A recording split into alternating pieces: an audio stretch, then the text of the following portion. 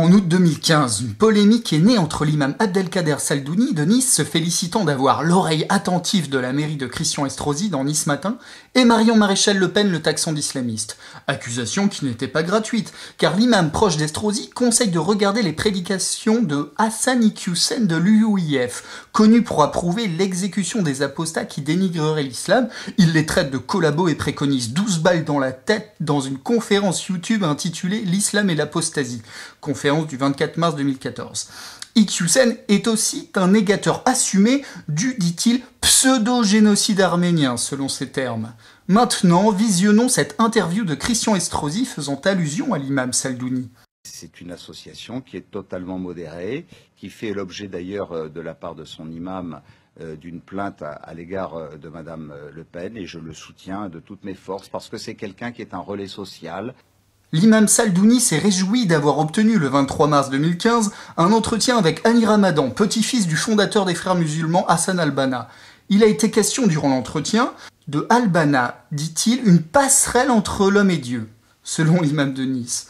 Hassan al-Banna, avec sa vision totalitaire et conquérante de l'islam, est une référence extrêmement dangereuse. Il exprima lors d'un discours en 1934 sa vision expansionniste et guerrière de l'islam. Je le cite.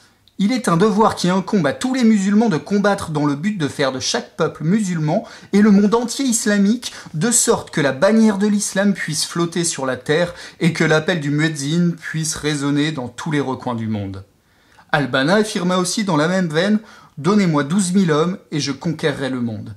Dans son étude sur le djihad, Hassan al-Banna rappelle les sourates coraniques et les avis des savants à travers l'histoire qui confortent le djihad offensif. Il rappelle dans l'introduction de cet ouvrage, ouvrez les guillemets, « Le djihad est une obligation d'Allah pour chaque musulman qui ne peut être ignoré ni éludé. Allah a dévolu une grande importance au djihad et a fait de la récompense attribuée aux martyrs et aux combattants sur son sentier un cas splendide.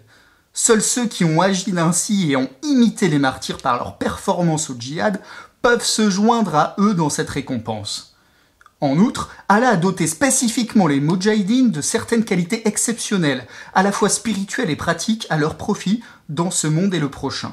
Leur sang pur est un symbole de la victoire dans ce monde et la marque de succès et de bonheur dans le monde à venir.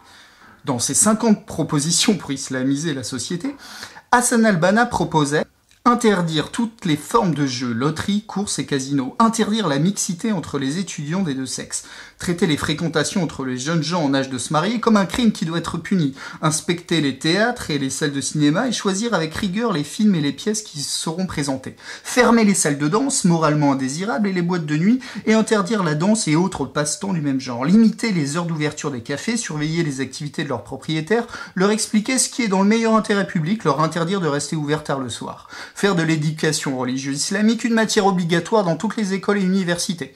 Qu'en pense Christian Estrosi qui favorise son zélateur l'imam Saldouni? Un tel projet de société à Nice, ville de culture et de fête. Aussi, inviter Hani Ramadan pour une interview très complaisante n'est pas anodin. Dans une tribune du Monde intitulée « La charia incomprise » en 2002, Hani Ramadan énonçait les points chauds de la loi islamique de manière décomplexée. Ouvrez les guillemets.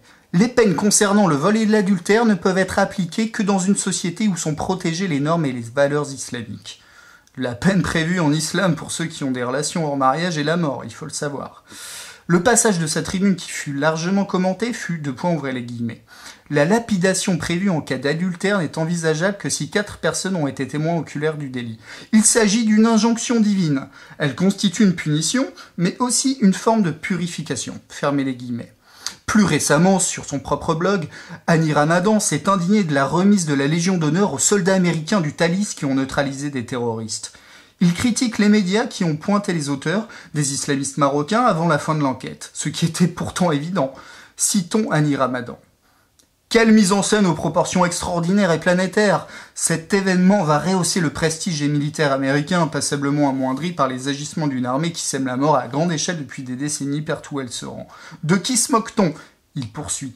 N'y a-t-il pas là une forme de manipulation qui domine largement la presse et les médias occidentaux, nous conduisant à des raccourcis pervers qui cachent des drames humains autrement plus conséquents? Voilà, une mise en scène selon Annie Ramadan, la décoration des héros du Thalys de l'armée américaine. Christian Estrosi a fait le pari de la modération des frères musulmans pour mieux se voiler la face. Dans notre enquête C'est Mères qui courtisent l'islamisme, nous avons consacré un chapitre entier au maire de Nice, qui a été condamné par le tribunal administratif de Nice pour avoir fait louer par sa mairie un local au loyer largement sous-évalué au bénéfice des musulmans. Tout aussi grave, il a octroyé une subvention de 3 000 € aux jeunes de l'UIF sous couverture d'une association sportive. Mais ne croyez pas que le cas Estrosi est un cas isolé. Dans toute la France, les grandes mairies sarkozystes soutiennent les projets de mosquée des frères musulmans de l'UIF. Nous avons donné une liste non exhaustive dans notre livre enquête avec le nouveau maire de Reims, Arnaud Robinet, tout heureux de visiter le chantier de la prochaine grande mosquée de la ville. À Nîmes, le maire républicain Jean-Paul Fournier, accessoirement vice-président du parti sarkozyste, a vendu un ancien temple protestant au prix cadeau de 191 € le mètre carré au bénéfice d'une association islamique faisant l'éloge des Tchèques des frères musulmans dans ses bulletins internes que nous retranscrivons dans notre livre. À Beauvais, autre exemple, le maire sarkozyste Caroline Cailleux a permis la réalisation de la grande mosquée par la cession d'un terrain municipal de 2000 mètres carrés au prix dérisoire de 120 000 €. Vous l'avez rêvé, on l'a fait, se vanta son adjoint au maire Olivier Taboureau. Il faut dire qu'il existe un autre adjoint au maire, Morad Largrari, partie prenante dans le projet de mosquée, qui va chaque année au rassemblement des frères de l'UOIF. Des députés républicains se servent même de leurs réserves parlementaires pour subventionner les mosquées. C'est le cas du député du Nord Thierry Lazaro, à Austricourt, et du député de Val-de-Marne Chantal Brunel, qui a financé la mosquée de Roissy-en-Brie avec sa réserve parlementaire. Durant la campagne municipale 2014, on a même vu le député UMP Marie-Jo Zimmermann aller voiler dans une mosquée turque à Metz pour défendre le projet de grande mosquée, alors même que les extrémistes turcs du Miligorus participent à la gestion du projet. Un dernier exemple de collaboration avec la droite et les islamistes, le nouveau maire sarkozyste de Cannes, David Lisnard, s'est vanté d'avoir mis gratuitement à disposition le terrain municipal pour la mosquée saoudienne, financé par les Saoudiens. Il est vrai que la démarche peut paraître contradictoire avec la loi de 1905, admet lui-même David Lisnard. En plus, l'imam a été formé par l'UOIF, soit les frères musulmans en France.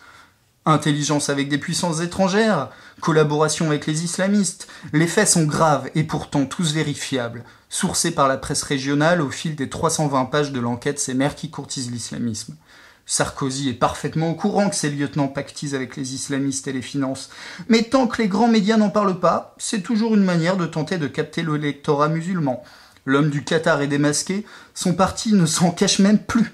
François Baron vient d'annoncer chez Jean-Jacques Bourdin qu'il souhaite que les associations dites culturelles des mosquées touchent des subventions publiques. Chers compatriotes, vous ne pourrez pas dire que vous n'avez pas été prévenus.